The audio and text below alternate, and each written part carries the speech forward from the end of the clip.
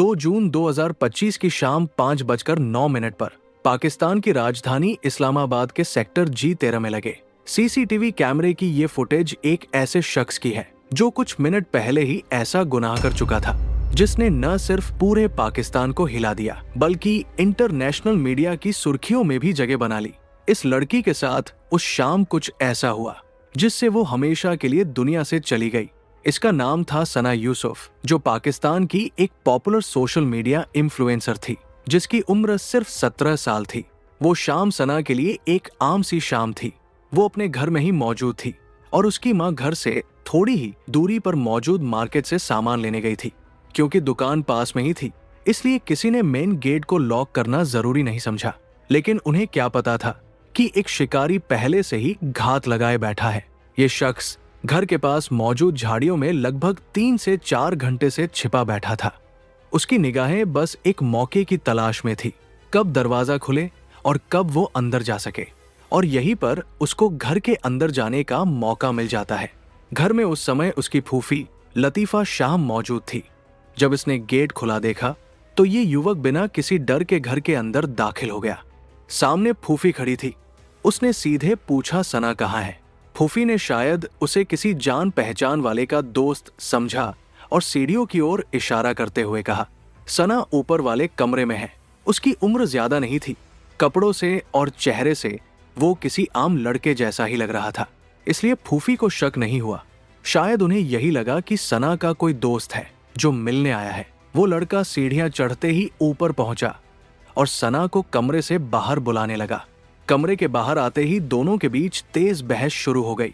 नीचे मौजूद फूफी पानी लेकर ऊपर जाने ही वाली थी कि तभी उनके कानों में सना की आवाज आई, देखो तुम पहले बैठो, शांत हो जाओ और यहाँ ऐसा कुछ मत करना।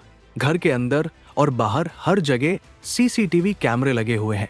ये सना के वो आखिरी शब्द थे जो फूफी ने सीढ़ियां चढ़ते समय सुने थे। और फिर सिर्फ कुछ ही सेकंड बाद 2 तेज गोलियों की आवाज गूंजती है।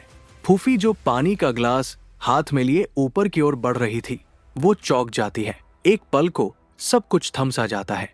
वो दौड़ती है, हड़बड़ाती हुई सना के कमरे की तरफ जाती है। जैसे ही कमरे के अंदर पहुंचती है, सना खून से लथपथ जमीन पर गिर चुकी थी। उसकी आंखों में खौफ, शरीर में कंपन और सीने से बहता हुआ लहू। वो लड़का वही झुककर सना का फोन उठा रहा था। फूफी को देख उसने झट से पिस्तौल उनकी तरफ तान दी। उन्हें डरा धमकाकर वो तेजी से सीढ़ियों की ओर भागा और घर से बाहर निकल गया। और भागते समय भी वो कैमरे में कैद हो गया। शोर सुनकर आसपास के लोग तुरंत घर की ओर दौड़े। कुछ ही मिनटों में सना की मां भी मार्केट से लौट आई। बिना समय गवाए उन्होंने लोगों की मदद से सना को पास के हॉस्पिटल पहुंचाया, लेकिन तब तक बहुत देर हो चुकी थी। डॉक्टर्स ने उसे मृत घोषित कर दिया। एक सवाल जो लोगों को हैरान कर रहा था, आखिर सना से किस बात की इतनी दुश्मनी थी? ऐसी क्या वजह थी कि एक लड़का महज 21 से 22 साल का 17 साल की एक मासूम लड़की के घर घुसकर उसे मारने आ गया? और सबसे ज्यादा चौंकाने वाली बात यह थी कि पाकिस्तान में ही कुछ लोग सोशल मीडिया पर इस बच्ची की मौत को सेलिब्रेट करने लगे। कुछ ने लिखा, अच्छा हुआ, एक फालतू टिकटॉकर कम हुई। कुछ ने कहा, ये हमारे कल्चर की सफाई है। अब सवाल ये भी उठा, आखिर उसके फोन में ऐसा क्या था जिसे लेकर कातिल भागा था? क्यों उसने सना को मारने के तुरंत बाद उसका मोबाइल उठाया और वहां से फरार हो गया? आज के इस केस की सच्चाई जानकर आपकी रातों की नींद उड़ जाएगी। सना यूसुफ 17 साल की एक मासूम लड़की थी जो पाकिस्तान के सोशल मीडिया वर्ल्ड में एक तेजी से उभरता हुआ नाम था। उसकी डेथ से पहले टिकटॉक पर 8 लाख से ज्यादा फॉलोअर्स थे और इंस्टाग्राम पर 5 लाख से भी ऊपर। वो मेकअप ट्यूटोरियल्स बनाती, स्किन केयर टिप्स शेयर करती, फूड व्लॉग्स बनाती और हल्के फुल्के ट्रेंडिंग गानों पर रील्स बनाती थी। उसका कंटेंट पूरी तरह क्लीन था, कोई वल्गरिटी नहीं, कोई अजीब दिखावा नहीं। इस लड़की का इन्फ्लुएंस इतना स्ट्रॉन्ग था कि बड़ी बड़ी स्किन केयर और म्यूजिक ब्रांड उससे जुड़ना चाहते थे। सोशल मीडिया की दुनिया में उसे rising star of Pakistan digital space कहा जाने लगा था। सना बाय नेचर बहुत खुशमिजाज थी। वो साफ दिल की लड़की थी, बस मेहनत और इज्जत से अपने सपनों की तरफ बढ़ती थी। सना यूसुफ सिर्फ एक सोशल मीडिया इन्फ्लुएंसर नहीं थी, वो एक बेटी थी, एक बहन थी और एक डॉक्टर बनने का सपना देखने वाली मासूम लड़की थी। उसके पिता सैयद यूसुफ हसन पाकिस्तान के चित्राल में एक गवर्नमेंट ऑफिसर हैं। चित्राल सना का होम टाउन भी है और वहीं उसी दिन उसका छोटा भाई 15 साल का फरहान अपने पापा के पास था। इस्लामाबाद में सना अपनी मां फरजाना यूसुफ के साथ रहती थी। एक होम मेकर होने के बावजूद फरजाना सना को सोशल मीडिया पर वीडियो बनाने में सपोर्ट करती थी। सना ने साल 2024 में अपना 12th पूरा किया था और उसका अगला सपना MBBS में दाखिला लेकर डॉक्टर बनना था। जिंदगी सही दिशा में चल रही थी, परिवार खुश था, सब कुछ बिल्कुल ठीक लग रहा था। लेकिन तकरीबन 1 साल पहले सना के पास इंस्टाग्राम पर एक मैसेज आया। मैसेज भेजने वाले का नाम उमर हयात था। सना ने कभी सोचा भी नहीं था कि ये एक मैसेज उसकी पूरी जिंदगी को बर्बाद कर देगा। उमर हयात 21 साल का एक लड़का है जो पाकिस्तान के फैसलाबाद डिवीजन के एक छोटे से शहर जरानवाला का रहने वाला था। ये अपने बाप की चौथी शादी से जन्मा सबसे छोटा बेटा था। उमर की मां 2 साल पहले गुजर चुकी थी और उसके पिता एक रिटायर्ड गवर्नमेंट एम्प्लॉय थे जिनकी पेंशन से पूरा घर चल रहा था और उन्हीं पैसों से उमर की फिजूल जिंदगानी भी चलती थी। उमर खुद कोई काम नहीं करता था, ना पढ़ाई ना नौकरी, दिन भर आवारागर्दी और रातों को सोशल मीडिया पर गालियों और घमंड से भरी लाइव स्ट्रीम्स। उसे दिखावे की जिंदगी जीने का शौक था। शायद इसलिए उसने अपने बाप का छोटा सा प्लॉट बिकवाया और उन्हीं पैसों से आईफोन खरीदा। महंगे शूज, नकली गहने और फिल्टर में चमकता चेहरा। बाहर से प्रॉपर्टी टाइकून और भीतर से मेंटली पागल। असल में उमर हयात सोशल मीडिया की उस नई नस्ल का हिस्सा था जिसे दिखावे की लत लग चुकी थी। उमर हयात की पूरी जिंदगी एक झूठ की कहानी थी। पॉश इलाकों में जाकर वीडियो बनाना, बैकग्राउंड में खड़े बंगलों और लग्जरी कार्स को अपना बताना, ये उमर की रोजमर्रा की एक्टिंग थी। असलियत ये थी कि जिन घरों और गाड़ियों के आगे वो मुस्कुरा रहा होता था, उनका उससे दूर दूर तक कोई लेना देना नहीं था। उमर की सोशल मीडिया प्रोफाइल एक फेक रियलिटी शो से कम नहीं थी। सोशल मीडिया पर जो लग्जरी लाइफ दिख रही थी वो हकीकत में एक बेकार, बेरोजगार और भटके हुए लड़के की जिंदगी थी। इतनी घटिया हरकतों के कारण उसके खुद के मोहल्ले वाले तक उससे परेशान रहते थे। उमर सोशल मीडिया पर पेड कोलैब, म्यूजिक वीडियोस और फोटोशूट के नाम पर लड़कियों को DM करता। वो जानता था कि इन शब्दों का इस्तेमाल करके वो लड़कियों से बातचीत की शुरुआत कर सकता है। और इसी सफर में एक दिन उसकी नजर सना यूसुफ की प्रोफाइल पर पड़ी। 17 साल की सना यूसुफ जो न सिर्फ खूबसूरत थी बल्कि इन्फ्लुएंस, क्लैरिटी की मिसाल थी। उमर समझ गया कि ये लड़की बाकियों से अलग है। वो जानता था कि सना को वो वैसे अप्रोच नहीं कर सकता जैसे वो बाकी लड़कियों को करता है। इसलिए उसने एक नया नकाब पहना, प्रोफेशनल ब्रांड कोलैबोरेटर का। उसने बड़े शराफत वाले लहजे में सना को इंस्टाग्राम पर मैसेज किया। अब टेक्स्ट में बनावटी इमेज बनाना आसान होता है, इसलिए उसने खुद को एक बड़े घर का सीधा सादा लड़का दिखाया। उसकी इंस्टाग्राम प्रोफाइल वैसे भी पूरी की पूरी उधार की जिंदगी से भरी हुई थी। किराए की गाड़ियों में खींची गई तस्वीरें, ब्रांडेड कपड़ों के पीछे छिपी उधारी और कैप्शन में झूठी बातें। लेकिन सना कोई आम सोशल मीडिया यूजर नहीं थी। एक इन्फ्लुएंसर होने के नाते ब्रांड डील्स वाले DMs आना उसके लिए नई बात नहीं थी। इसलिए जब उमर ने उसे कोलैब के नाम पर अप्रोच किया तो उसने भी उसे उसी प्रोफेशनल टोन में जवाब दिया। 2-3 मैसेज एक्सचेंज हुए, थोड़ी बहुत बातचीत हुई, लेकिन वही बातचीत उमर के दिमाग में गलत फहमी बन गई। उसे लगा कि जैसे बाकी लड़कियां आसानी से मिल जाती है, वैसे ही सना भी एक दिन मिलने आ जाएगी। एक दिन उसने सना को लिखा, मेरे पास कुछ ऐसे ब्रांड ऑफर्स हैं जो आपको पसंद आएंगे, हमें मिलकर डिस्कस करना चाहिए।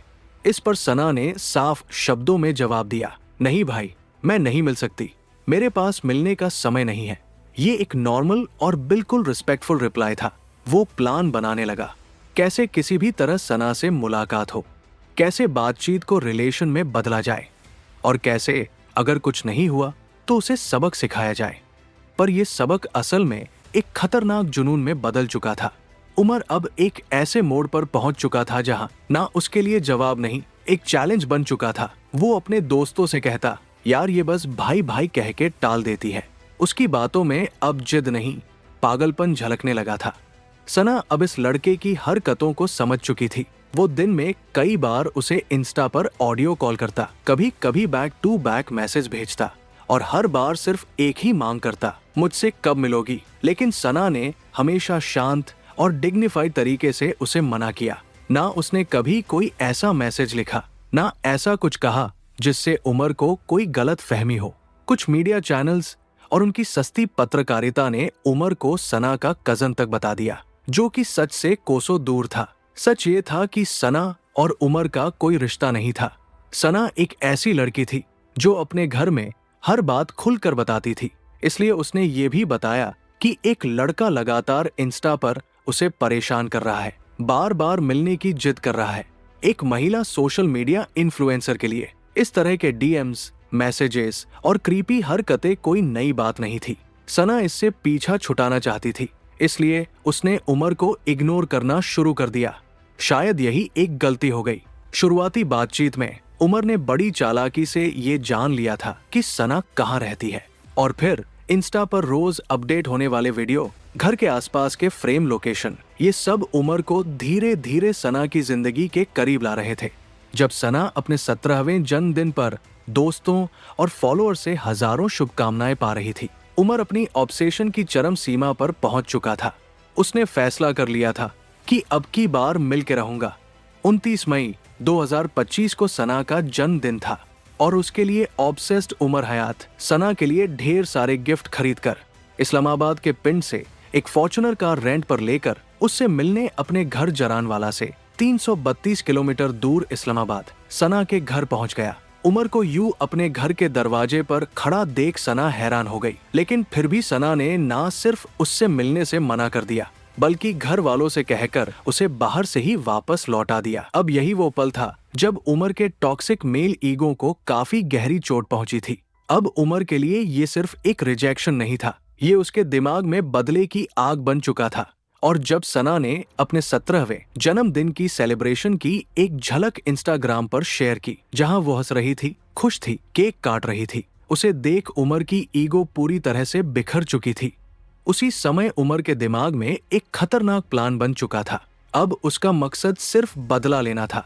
2 जून 2025 के दिन उमर इस्लामाबाद में सना के घर के बाहर कई घंटों तक झाड़ियों में छिपा रहा। हर गुजरते मिनट के साथ उसकी नजर दरवाजे पर टिकी रही। वो इंतजार कर रहा था कब दरवाजा खुले और उसे अंदर जाने का मौका मिले। और वो मौका उसे तब मिला जब सना की माँ किसी काम से बाहर निकली और मेन गेट को लॉक नहीं किया। घर में उस समय सिर्फ सना और उसकी फूफी मौजूद थी। सना की फूफी, जो उमर को पहचानती नहीं थी, उसे एक यंग फ्रेंड समझने की भूल कर बैठी। लेकिन उमर तो वहां एक दोस्त बनकर नहीं, एक कातिल बनकर आया था। उसने अपने बैग से लोडेड पिस्टल निकाली और जैसे ही उसे सना सामने दिखी, उसने सीने में 2 गोलियां दाग दी। उनसे लथपथ सना जमीन पर गिर पड़ी। उसके हाथ से फोन छूट गया। उमर ने वो फोन उठाया और बिना पीछे देखे भाग निकला। भागते हुए वो एक सीसीटीवी कैमरे में कैद हो गया। गोलियों की आवाज सुनकर पड़ोसी भी आ गए। कुछ ही मिनटों में सना की माँ भी घर लौटी और जो मंजर उन्होंने देखा वो जिंदगी भर नहीं भूल सकती। सना को फौरन हॉस्पिटल ले जाया गया, लेकिन तब तक बहुत देर हो चुकी थी। उस मासूम लड़की की सांसें हमेशा के लिए थम चुकी थी। शुरुआत में किसी को समझ नहीं आया कि इतनी नफरत कौन कर सकता है। पुलिस ने 113 सीसीटीवी कैमरों की फुटेज खंगाली। सेल्यूलर टावर डेटा, डिजिटल निगरानी और जियो फेंसिंग की मदद से आखिरकार पुलिस फैसलाबाद तक पहुंची। वहां 8 जगह छापे मारे गए और 20 घंटे बाद पुलिस ने जरानवाला से उमर हयात को गिरफ्तार कर लिया। आखिरकार पुलिस के सामने उमर ने अपना जुर्म कबूल कर लिया। उसने कहा कि उसने ये सब पर्सनल रिजेक्शन की वजह से किया। ये खबर सिर्फ पाकिस्तान ही नहीं बल्कि इंटरनेशनल मीडिया तक पहुंच गई। एक 17 साल की लड़की का मर्डर सिर्फ इसलिए क्योंकि उसने मिलने से इनकार कर दिया था। ये कोई क्राइम स्टोरी नहीं है, ये हमारे समाज की कड़वी हकीकत है, जहां एक लड़की का ना कहना आज भी कुछ लड़कों के लिए इंसल्ट बन जाता है। लेकिन सबसे चौंकाने वाली बात ये नहीं थी कि एक लड़के ने ना सुनकर एक लड़की की जान ले ली, बल्कि सबसे बड़ा सदमा तो तब लगा जब पाकिस्तान में ही कुछ लोग इस हत्या को जायज ठहराने लगे। कोई उमर हयात की हिम्मत की तारीफ कर रहा था, तो कोई इस मर्डर को कल्चर की सफाई बता रहा था।